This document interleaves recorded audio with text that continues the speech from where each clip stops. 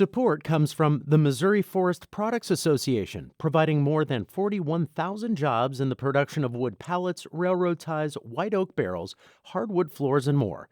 Details at choosewood.com.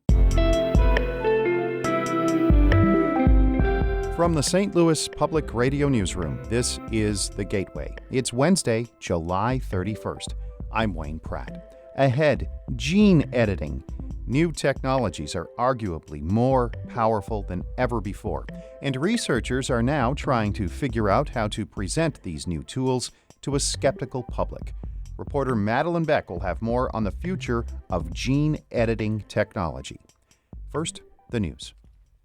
Planned Parenthood is asking a federal judge to strike down Missouri's 8-week abortion ban.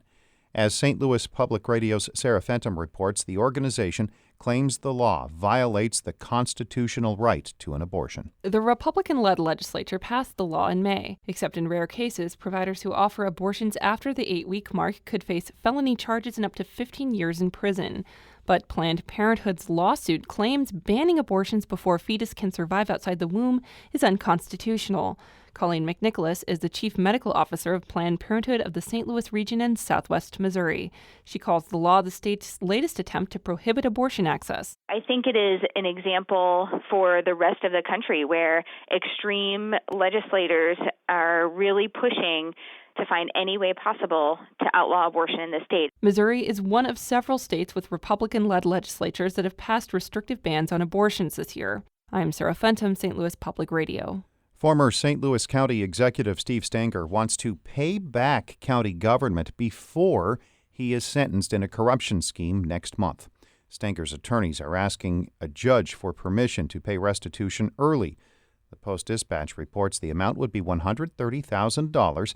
That is the size of a marketing contract a Stanger campaign donor received in exchange for his contributions. Stanger pleaded guilty in May to 3 federal charges. His sentencing is set for August 9th. Illinois Governor J.B. Pritzker is touting a major gambling expansion law as an economic development tool for the state. He says people who have taken their money to other areas for gaming will now have the option to keep it in Illinois. St. Louis Public Radio's Eric Schmidt reports Pritzker discussed the measure's potential impact during a visit yesterday to Fairmount Park in the Metro East. The Illinois gaming expansion passed and signed earlier this year is massive. It authorizes 6 new casinos for the state, sports betting, and most importantly for Fairmount Track, casino gambling at racetracks.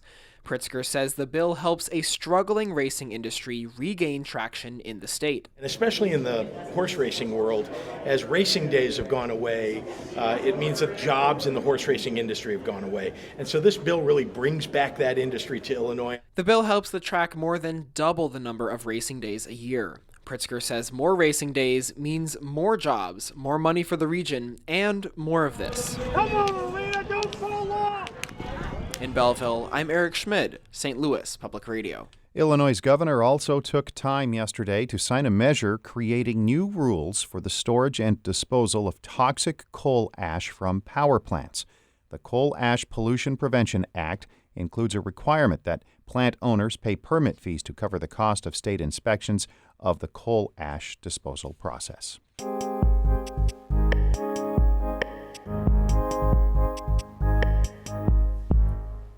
Science fiction writers have long warned us about the dangers of modifying organisms. Think Jurassic Park. But new, futuristic gene editing technologies are becoming a reality, and Harvest Public Media's Madeline Beck spoke with researchers about how to present these new tools to a long, skeptical public.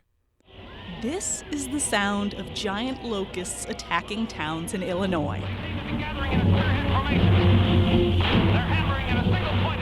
It's from a 1957 movie called Beginning of the End. Basically, a scientist used radiation to make giant fruits and veggies. Pesky grasshoppers got in, ate some radioactive stuff. Well, their cell division accelerated immediately. That is, they started to grow abnormally fast. Giant killer locusts probably aren't that big of a threat, but the movie demonstrates our long-held fear of messing with nature. But a real-life revolt against gene editing came up when the public found out just how much food was being genetically modified. If you put something out where the public isn't comfortable with it, doesn't matter what the science says. Once their mind is made up, they're not comfortable with it. It can be very hard to reverse it. Stephen Moose researches and teaches crop genetics at the University of Illinois. He says that the fear of GMOs might have been avoided if the public had been let into decision-making processes from the beginning. And he says we should do that with new gene editing technology, like with CRISPR, something that makes it easier to edit genes, or with this kind of crazy thing called gene drive. So gene drive is a case where you alter the outcome of inheritance. There are rules, and you can, if you understand how that process works, you can make it violate the rules. So let's say we edit a mosquito gene so it's born with a trait that's bad for it, even kills it.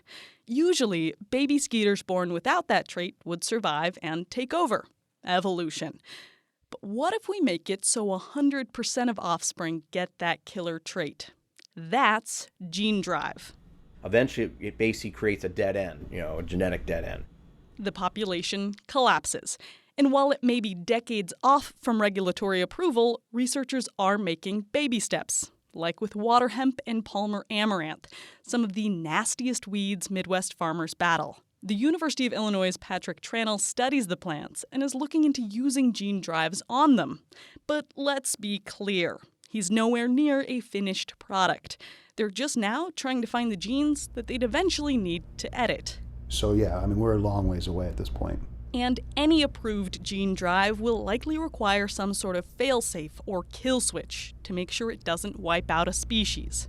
So it's not our goal to eradicate water hemp from the face of the earth. Nobody wants to do that. Even though it's a weed, I'm sure it has some benefits to some organism somewhere. But Tranel says this research is important because it could help overcome herbicide resistance, reduce the need for herbicides like Roundup and dicamba, and help us produce more food for a growing world.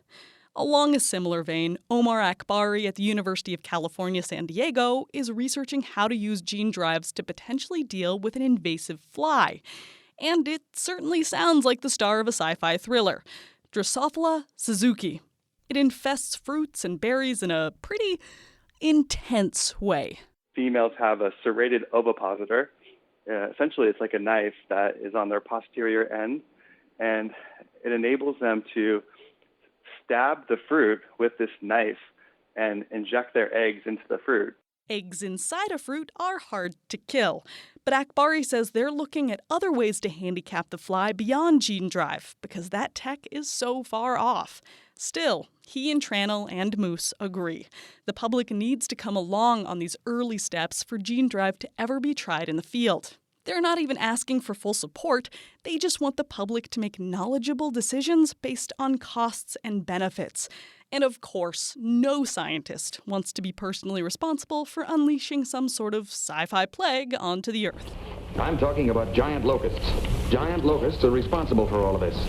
Madeline Beck, Harvest Public Media.